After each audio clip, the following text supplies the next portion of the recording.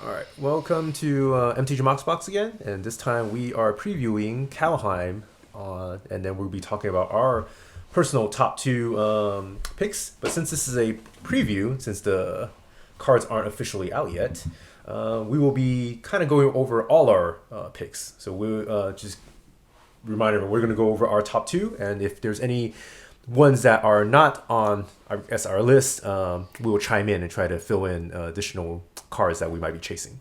That makes sense? And really quickly, Kaldheim box, we are actually only going to have 7 slots for this particular box because colorless. Do we want to explain a little bit more? Colorless, there's not that many chase card for this particular set under the colorless slot, so which is why we only have 7 slots. We have the basic 5 colors, multi, and land. So we were looking at colorless, and then I think we saw that there were only 3 at the rare or mythic level. So we thought that that wasn't enough to justify having a separate slot for it. So for our Kaldheim breaks, we will be treating these colorless slots as kind of like how we treat box toppers, and just give them to a random slot. Based on the dice roll, right? At Yep. the end. Yeah, cool. So is there any colorless cards that we want to say that are pretty good for this set, I guess? Like, for example, personally, I do like the Cosmos Elixir and also Max Wood Nexus. Cosmos allows you to draw a card and also gain life. Yeah, Right, that one allows you to draw cards. At the beginning of your end step, draw a card if Yeah. your life total is greater than your starting life total. Otherwise, you gain 2 life. So I mean, you the only thing either I- gain or draw. Yeah, the only thing I don't like about it is like you draw the card at the end step, but hey, drawing a card is drawing a card. I will still take card it. advantage. Yeah, and the other one is like more of a tribal type of artifact, right? I think this one is it's going to be a pretty good staple for future tribal decks. Mass with Nexus. Yep. Yep. Yeah. So those are the 2 that I personally like for this the colorless. But then again, there's not that many rare mythic under this colorless category. Well, for me, I actually like the Pyre of Heroes. Oh, yeah? That's the other rare that wasn't mentioned yet, and I like that just because you can essentially tutor for a creature card. If you by sacrificing a creature, you can search for your library for a creature card that shares this creature type with that sacrificed creature that has a converted mana cost 1 or 1 greater. Does it go into play or your hand? It goes into the battlefield. Oh, sweet. So pretty it's fast, yeah. That's So like it's a good way of just kind of ramping up. You start with a A cheaper version. a much cheaper version. Well, we'll see until the cost goes up. Yeah. Yeah. So, all right. So we're going to go back to our 7 slots. Again, I think hopefully everyone's familiar with the drill. We'll be shuffling them, passing them out, and we will see who gets assigned with which slot. Okay. All right.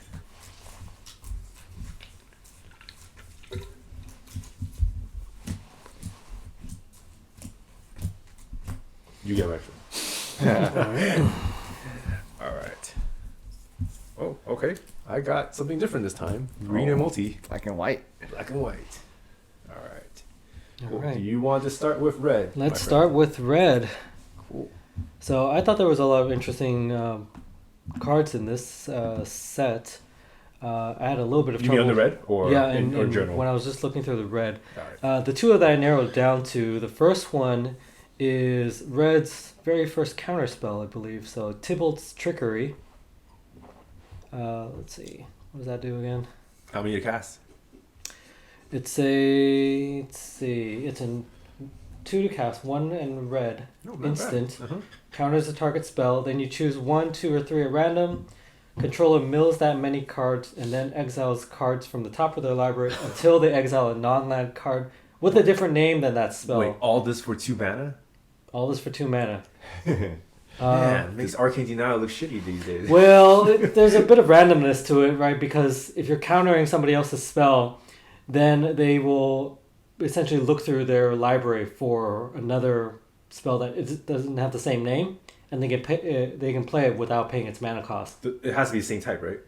No, it's just a non-land card with a different name. So it's just if someone's trying to wipe the board or something and you don't want that to happen, you can use Tybalt's Trickery to counter it. But then the drawback is whatever they pull out from their library that's non-land. So it can Could be be a worse. spell and also a permanent? Non-land card, that's all it says. So Oh. yeah, so I mean there's a little bit of gambling to it, but that's kind of red's Red's Red's theme mantle anyway. mono. Do you put all the cards that you draw into the graveyard then? The exiled cards go to the bottom of the library in a random Oh, okay. order. Got it. Never So mind. it's just saying no, don't play that spell. Instead, play something random from your library instead. Got it. Because I was about to say, I was like, wow, if it goes to graveyard, it might be a pretty cool black and red like mill deck. Oh yeah, That's dangerous. I think that might be too powerful. Alright. But I think this is a good trade-off for a non-blue counterspell. Just good for All right. stopping your favorite blue opponent. I wonder who that is. I don't know what you're talking about. All right. What's your next one, man? All right, so the second one I picked is Magda, Brazen Outlaw. So this is a legendary dwarf berserker for 1 and a red. Okay. Gives other dwarves you control +1/+0. But I picked this one because it also creates treasure tokens whenever a dwarf you control becomes tapped. Oh no, because this whole thing was God, and you mentioned dwarf. Just remind Yeah, me, remind me of that dwarf from what was it in Infinity War, where that guy was supposed to make Thor's Stormbreaker. Asgard's supposed to protect us. Why do you remember that? I know because he was a giant dwarf. But anyway, Yes. thought of it. Yeah, my bad.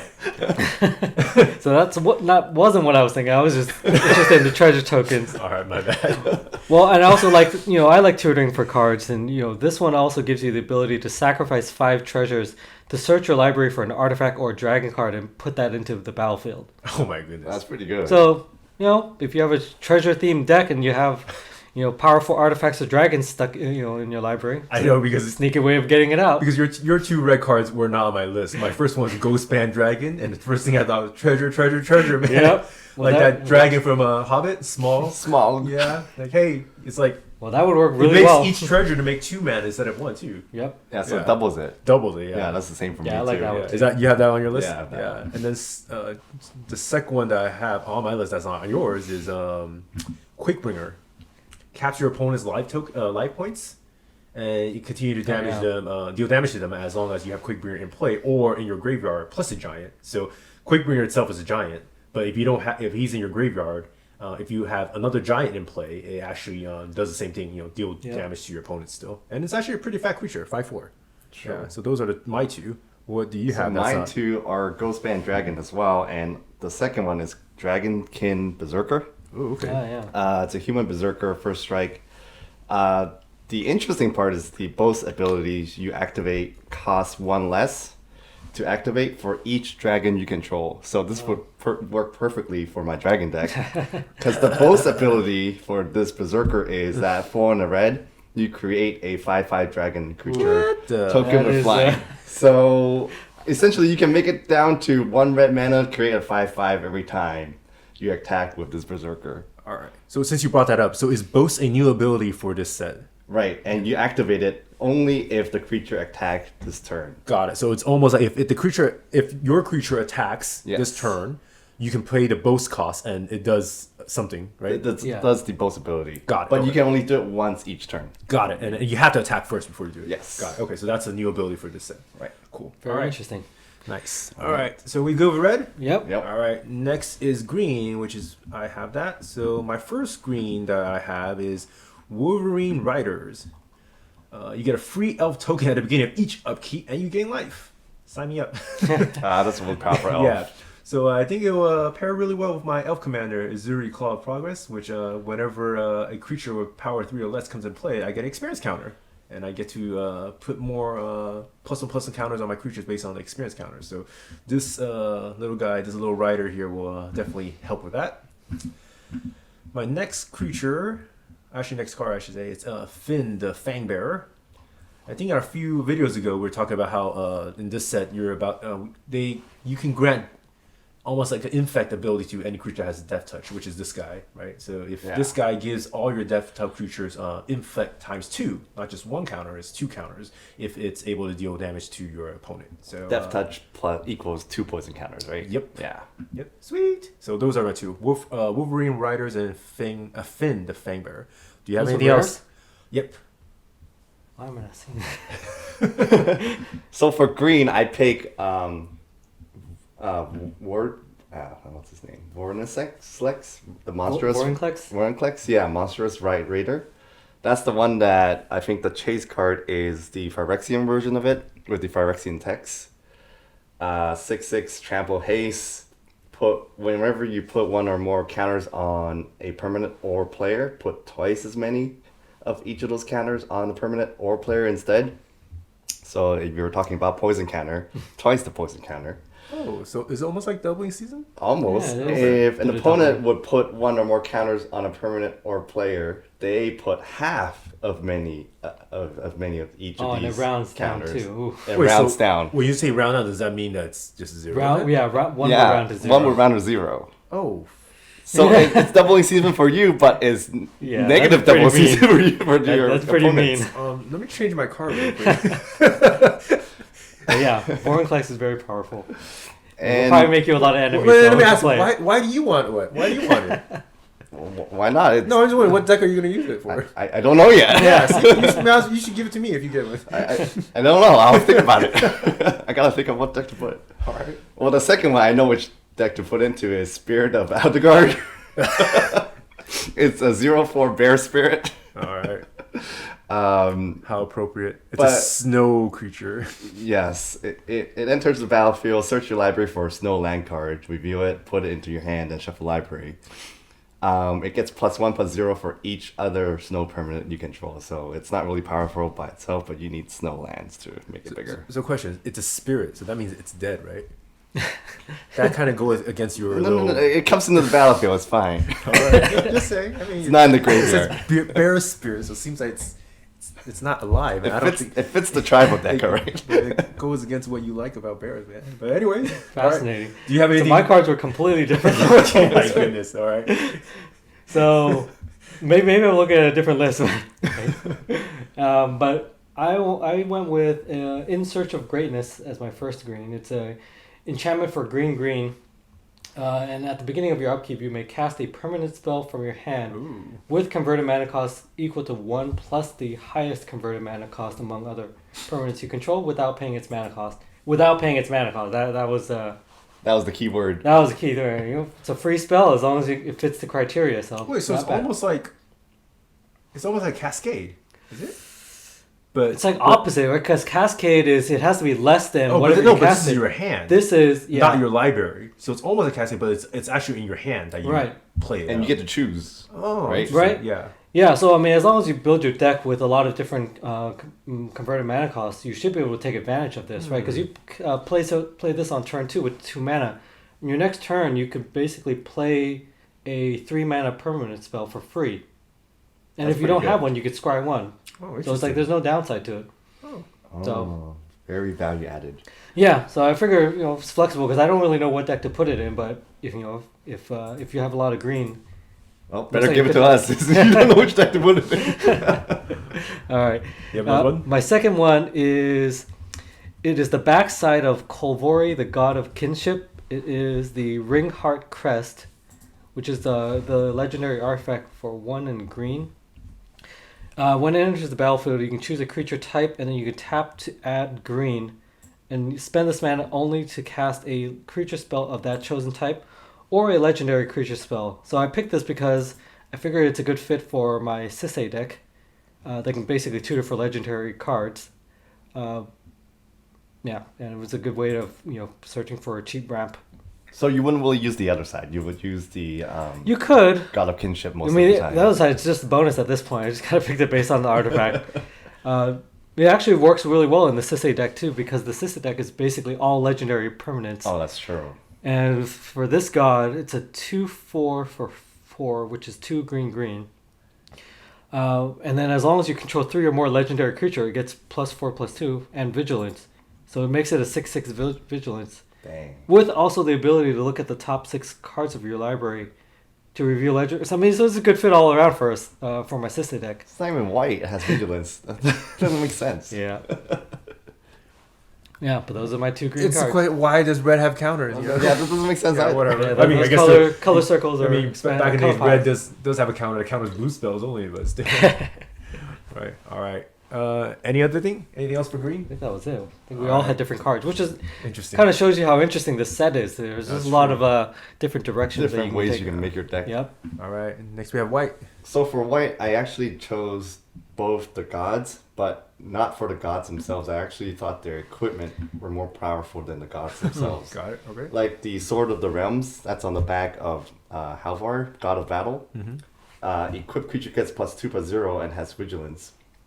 But whenever equipped creature dies, return it to its owner's hand. That is nice. So you can basically have that equipment protect any creatures you have on the board. But that, I guess it protects you for board wipes, huh? Just in case that fatty berry you want to keep it alive. Right? I don't even have white in my deck. Well, another good way to use it is because when it dies, it returns to your owner's hand. Any creature with a good enter the battlefield effect can basically activate be again. recast over and over again this way. Yeah.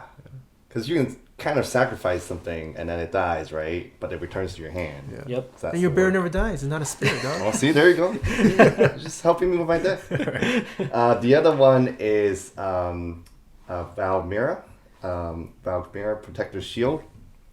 If a source an opponent controls would deal damage to you or a permanent you control, prevent one of that damage. Whenever you or another permanent you control becomes target of a spell or ability your opponent controls, counter that spell or ability unless its controller pay additional 1. What the? So that's a white counter spell now. Wow. It's a legendary artifact, and I thought this would be super useful for your white decks because a lot of the smaller creatures you don't have to worry about anymore because it prevents one of that damage anyways. And if they don't have enough mana, you basically counter their spells that would target you automatically. So those are my two top picks for white. That means it's good. All right. Yeah, that is good. All right. Do you have anything to add for the white? Yeah, so I picked. What did I pick? Oh, I went with Starnheim Unleashed. So this is one of those foretell cards. This is 2 white for sorcery that creates a 4/4 white angel warrior creature token with flying and vigilance. So that's the base spell, but you can also foretell it. And foretelling, is one of the new abilities where you pay 2, exile the card from your hand face down, allowing you to cast it later for its foretell cost. That one allows you to pay X, and white, and then it comes with X of these angel warrior 4/4 angel warrior creature tokens. Got it. Fly and have vigilance. So cast it normally, you only get 1, but if you foretell it, you can potentially get Exactly. X So because you're depending on paying when that. you get this in your Right. hand, you can either get out, an angel pretty fast, or you can bring out a bunch of angels later on if you have a lot of mana. True. So that was my first one. So you want to short your stock, or do you want to? Well, it gives you flexibility, right? You Going can long or play it short, fast, man? you can play it slow. So Foretell is trading futures. Yes. Yes. Pretty much. Kind of, yeah, that was a good analogy. So my other pick was Sigrid, God Favored. So this is a legendary human warrior, a 2/2 human warrior, costing 1 white, with flash, first strike, and protection from god creatures. And when it enters the battlefield, you can exile up to 1 target attacking or blocking creature until it leaves the battlefield. So I thought this was really interesting. If you have this as your commander, it can be kind of sneaky because you can basically blank out 1 creature at any time just by flashing it out. True. So, thought it was interesting. There might be something to build around there. All right. So I picked white Righteous Valkyrie. It's a 2 colors white to cast. You gain life. You gain life if you cast angels or clerics, and based on their toughness when they come to play. And if you have 7 more life before, then you're starting when you actually buff all your creatures. I think it's a +2/+2 to all your creatures. So I think it's a pretty good fit for cleric decks or angels. And the next one I picked is a Doomscar, turn 3 board wipe. Oh, yeah. So nuclear deterrent, right? Well, Don't turn 3 if you foretell it. Yeah, we foretell it. And play futures too, dog. Yeah. So if I play white, I put something out. Exile something, foretell something, turn 2. Be careful, guys, what you cast. That hand is on the That trigger. is kinda dog. sneaky. Threat on the board. Yep, that is true. Nuclear launch detected. So white Alright. again. Everybody has different cards. Yeah. That's No, true. I mean, That's pretty cool. All right, Yeah. blue. let's move on to blue. Let's see what we got.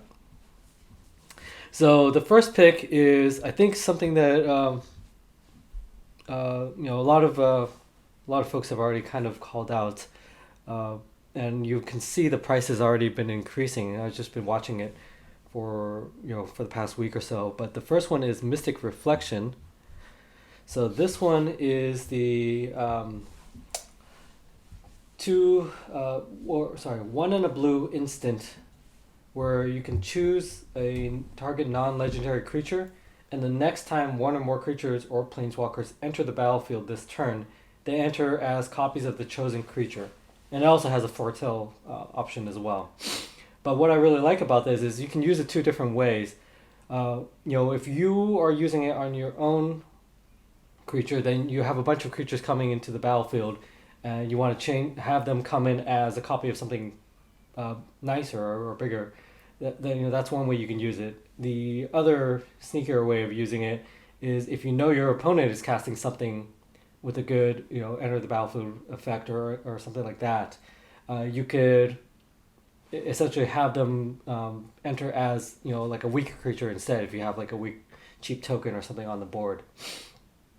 So that's it's a good either a disruption card or an enhancement card for yourself. So there's a lot of flexibility, and it's a low mana cost instant. So I think it's going to see a lot of play. Well, the foretell cost is only 1 blue, so it's like super low Yeah. So you cost. foretell this earlier on.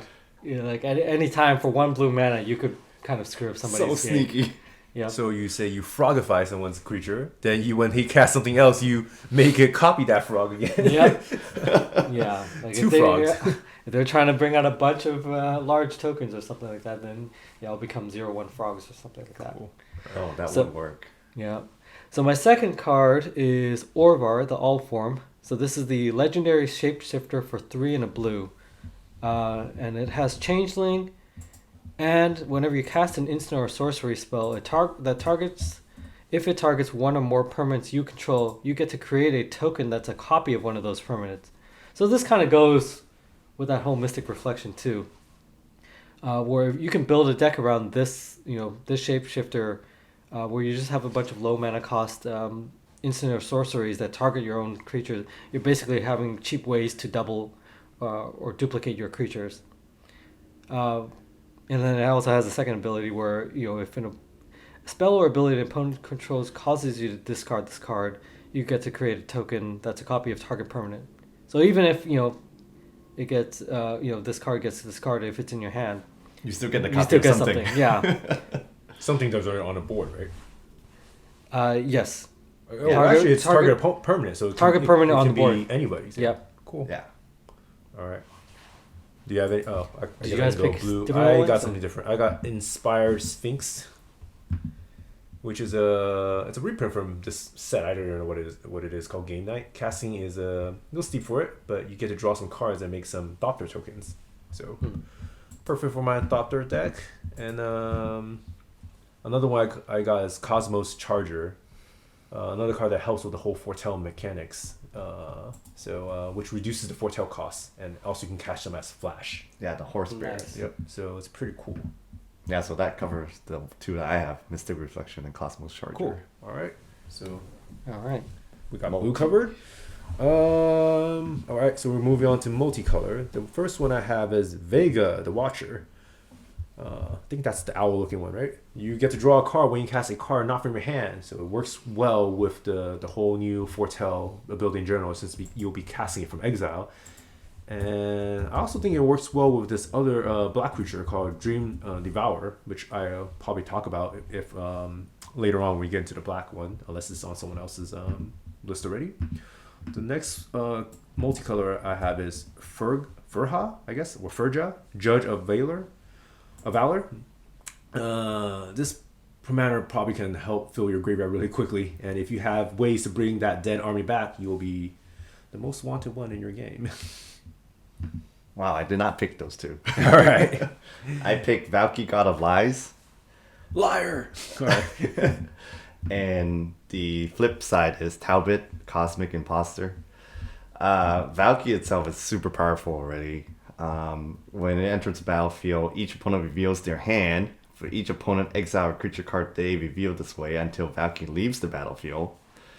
And then you can pay X, choose a creature card exile with Valky with converted mana cost of X. Valky becomes a copy of that card. So you look through your opponent's hands and say, what do I like about your hand? And let me become a copy of it. Very nice. So you can deal with their threat already because you see their hands. So I guess his second ability, the X part, right, is he permanently becomes that whatever copy of that card, right? So it doesn't change until you pay X again to change it, right? I think that's the Well, once he mechanics. becomes a copy, does he retain the ability to change again? I'm not sure. That's why I'm kind of curious because it Because doesn't. usually really they'll say that yeah, it will still retain this ability, but Yeah. I don't see that here. So if he copies it, it looks like it just stays that way. and you can't until you can't change it. until he dies. Yeah. Okay. So, one thing we should probably clarify, because if you're just looking at Valky God of Lies, it looks like it's a black card, which it is.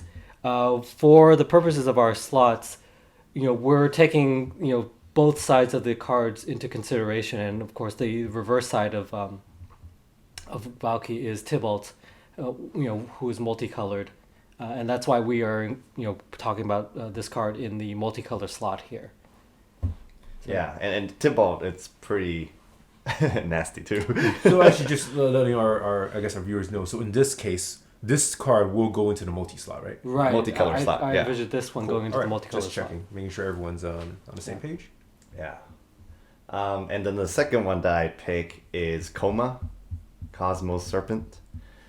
Is the one that you pay 3 and then 2 green and then 2 blue. It can't be countered, and it's a 6/6 Serpent. I know the casting cost is quite high, but at the beginning of each upkeep, you get a 3/3 Serpent creature token. Oh, each upkeep, not even Each just upkeep, your own. yeah, upkeep. so it gets value every turn. And on top of that, you can sacrifice one of those serpents and 2 abilities. One is you can tap target permanent. Its activated abilities can't be activated this turn, so you disable someone else's creature. Oh, very dangerous. The second one is Coma, the 6/6 serpent becomes indestructible until the end of the turn. So if you need to block something or you want to kill something else, Or just protect it. Yeah. yeah. Yeah, that is pretty powerful. So it costs a lot, but then once it's in play, it's It's, it's a pretty big threat. Exactly. So those are my 2. What are about your 2? Let's see. I picked. So I picked the backside of one of the other gods, and this is. I think it was the green god that turns into the prismatic bridge. Oh yeah. I should have written down what was on the front. All right. So before you do that, I'm reading Gatherer official on Valky, which the rules doesn't become official until 2/5/2021, but I guess they wrote it already. So it seems like you can keep using Valky's ability multiple times. Oh, And the interesting in part, the same turn or after it's changed into another. I don't know. This creature? one says you can activate Valky's ability multiple times in response to one another. This may be briefly allow Valky to copy different creature cards. You'll get priority to cast spells or activate abilities in between each of Valky's activated abilities. Got it, but I think it's saying in response to activating ability. So while it's still on the stack, you can activate it again. So that way, you activate it a bunch of times, Got then it, it okay. resolves in reverse. And then he becomes permanent. And then for sure. once the last Got one resolves, Uh-huh. I think he no longer has the ability to And then change. another interesting part is saying if another creature comes into play and copies Valky, it copies whatever creature Valky is at that time. So it's not Valky's ability anymore. It's Oh, interesting. For example, if Valky somehow copies a Birds of Paradise, right? When you have another creature that comes in play to copy that Valky, it comes It's in a as a Birds of Paradise. Yep. Got it. Interesting. No, definitely good. Thank you for bringing that up. So going back to the green, or no, sorry, the multicolored pick. So the main side of the card is actually Isica, the god of the tree, which is a green card. But then the reverse of that is the prismatic bridge, which is is cost WUBERG. Legendary enchantments. At the beginning of your upkeep, you can reveal cards from the top of your library until you reveal a creature or planeswalker card, and then you put that onto the battlefield and the rest in the bottom of your library of any order. So once you have this out, you basically get a free creature or planeswalker every turn. And because it's a legendary enchantment, I was thinking this would be good fit for the Sisei deck. So many bad things for So the Sisei many- deck. Well, that's to say it's just legendary. All Yeah, it's just left an and right, all legendary deck. yeah. So, and it's tutorable with Sisei's ability. So, All right. why Anything I else like it. for multi? so that was the first Oh, that was multi that I first, had. The other one was Saruf, the Realm. Was it Realm Eater? So this is that legendary wolf that got revealed a yeah. while back. 1 black and green, that basically continuously wipes the board, or can. Because whenever a permanent an opponent controls is put into the graveyard from the battlefield, it gets +1/+1 counters. And then at the beginning of your upkeep, if it has one or more +1/+1 counters, you may remove all of them. And if you do, you exile each other non-land permanent with converted mana cost less than or equal to the number of counters removed this way. So, yeah, this is a board wipe on a Bad stick. wolf. I know. Dangerous wolf. And it's easy to cast too. Yeah. Yeah, 1 green and black. Yeah. All right. Anything else for your multicolor? Anything else? Any over That's that? it. No? Yep. All right. Next, we're gonna have Black. Go ahead. All right, for black, I picked another dual face card. Is the God of Fright. Yeah, you like these gods, huh? Turgid. I mean, it's versatile because you can choose either side, right? Yeah. I guess it is the theme of this set, right? Yeah, but this time I like the God side better. It has Menace. Whenever an opponent sacrifices a non-token permanent or discards a permanent card, you may put that card from a graveyard onto the battlefield under your control. So imagine milling decks, right? You can just choose whatever they milled and put it into battlefield under your control. Is that how I'm reading it right? What if an opponent sacrifices a non-token permanent Or discard. permanent? I don't think it will work for milling, because milling... Mill is putting for your library. Yeah, You're library. not discarding. Discarding Oh, is from the discarding. hand. Yeah. Sacrificing is from the battlefield. So it you have to wouldn't work make for them mill. discard. Yeah, it Yep. has like a hand destruction type of deck. Oh, yeah. hand destruction deck. Yeah. But sacrificing not... Yeah, but you can make sacrificing a is very sacrifice, easy to right? do. That's true if you have a sacrificing deck for black. Yeah. Yeah. Which The is sacrifice is very very easy. easy. Yeah. Yeah, that's easier. Put a grave pack in there, right? And the flip side is the Turgid's Lantern. You tap it, target player loses 3 life unless they sacrifice a non-land permanent or discard a card. You pay 3 black, you get to untap it and do it again. Oh. No, it's funny. It's like if you these two is actually separate two I cards, know, if it you works can- so much better. Yeah, 'cause why can't you have them separate? That is interesting. Yeah. So I wonder if you can have 2 of these Oh, you- in I mean- Commander. Well, no, not in no. Commander, Okay. but Oh, in, that's too bad. in Yeah, like the standard other maybe, yeah. normal formats. All right. What's your second? Second one is Eradicator Valkyrie, Oh, sounds Angel mean. Berserker. Oh, it is. Oh, Flying yeah. Lifelink, Hexproof from Planeswalker. The boast is sacrifice a creature. Each opponent sacrifice a creature or Planeswalker. there you go. So there's Now the combo. Those There two, you yeah, go, those two yeah. work well together. Yeah. Terrible idea. Don't do Terrible it. idea. It must be great. All right. What do you got for black? So I think you had mentioned the Dream Devourer, so I'm gonna let you Oh, talk yeah. about that one. The other one I picked was Varagorth, the Blood Sky Sire, and this is the 2/3 Demon Rogue that costs 2 and a black with Death Touch, and also another Boast ability. So the Boast ability is for 1 and a black. Target player searches their library for a card, shuffles their library, and puts that card on top of it. So I thought it was This is interesting. for your demon deck. Yeah, it's a low costing demon that has the ability to tutor for cards after attacking. All right. So All right. So my first one is a black sorcery, Haunting Journey. It's a 4 colorless, 2 blacks to cast sorcery to bring 2 creatures of the chosen creature type back from your graveyard to your battlefield. But if you cast it by using Foretell, you can bring all creatures of the chosen type whoa. back into in play. So it's an excellent backup plan to counter a board wipe. So Oh, yeah. imagine, like, for example, a zombie deck or something. Technically, you can bring back all your whole zombie army using Very the Foretell ability. So really like that. The next one is I guess we've been talking about it. Dream Devourer, which is gives your whole deck the whole Foretell mechanic. That's introduced from the set. So basically saying that, hey, you can cast any card from your deck using the 2 colorless Yeah. Foretell ability and cast them back using their casting costs. So I think it works pretty well with the whole that Vega, the Watcher, that bird, because whenever you cast something outside of from not from your hand, you get to draw a card. So it's pretty nice. Yeah. Yep. Anything else to add for black? Nope. All right, and our last one is Last land. one is land. Let me guess, the World Tree. Well, yeah. yes. The World Tree. Is that on everyone's list? Yes. Yeah. Well, I'm curious to hear why you guys have it on your list. For me, the World Here, Tree... I'll go first because my reason's shallower. I think it just looks good.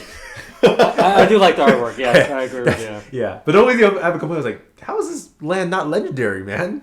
It looks like a legendary land, but I don't know why it's not legendary. All right, that's all I have for the World Tree. Do you have anything to add before he goes into why? No. Let me guess. Sisei deck. Well, because it's not legendary, it doesn't work as well in the Sisei deck. But it's kind of 5-color deck. It's a mana fixer, right? Because that second ability is as long as you control 6 or more lands you control can tap for basically mana of any color. It's really good for like Uber decks, like the one that has 5 colors. It's more versatile this way. You don't have to worry about land distribution anymore. Yeah. I guess my Reaper King can use a World Tree. No.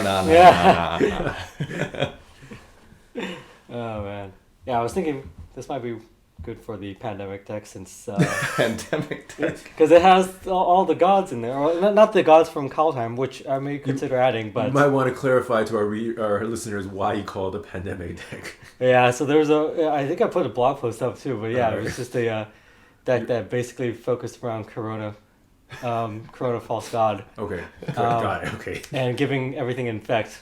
So that's the coronavirus deck. And that's why it's the pandemic deck. It just happened to have God Tribal inside of it. So yeah.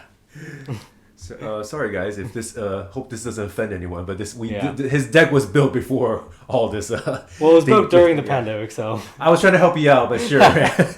Is that what inspired your idea of this deck, man? yeah. Well, we had nothing else to do but be in quarantine and build decks. So hope you have only 19 creatures in there. Oh god. I'm not sure how many are, but All now I'm gonna check. All right, what's your next land? So the next land was, I think it was the snow land, Faceless Haven. So it just taps to add colorless, but if you pay 3 snow mana, it becomes a 4/3 creature with vigilance and all creature types until end of turn. So it's like changing on a land, which is kind of cool. Oh, interesting. Yep. All right.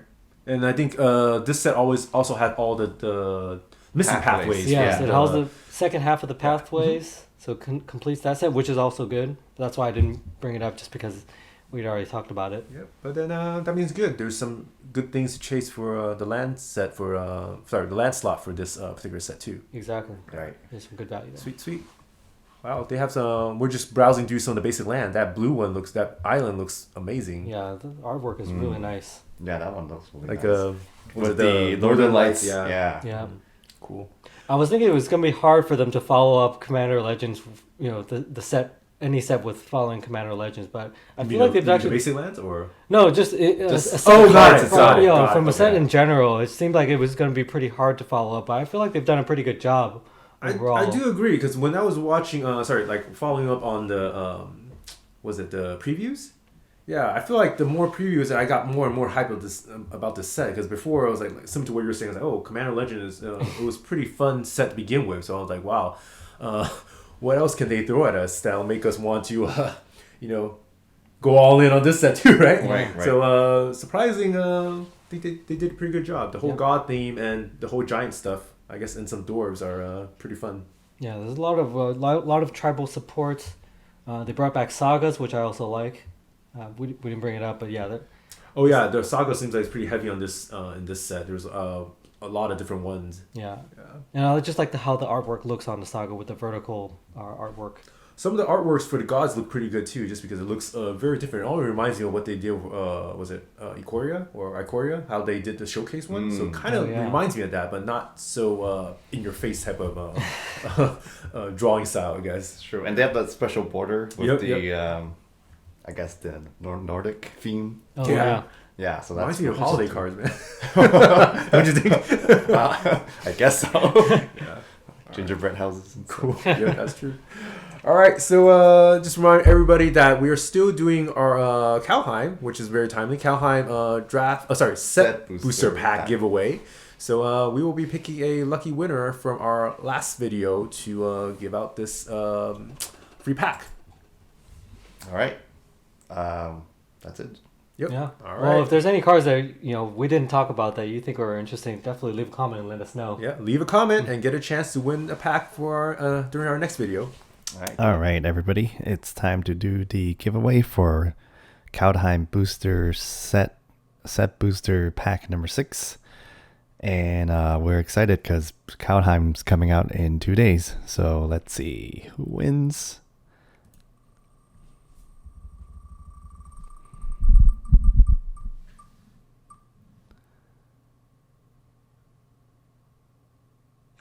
Ooh, that's a close one. OG Pops, hey, congrats on being back. And yeah, if you guys didn't win, just leave a comment in this video for a chance to win pack number 7. All right, good luck, everybody.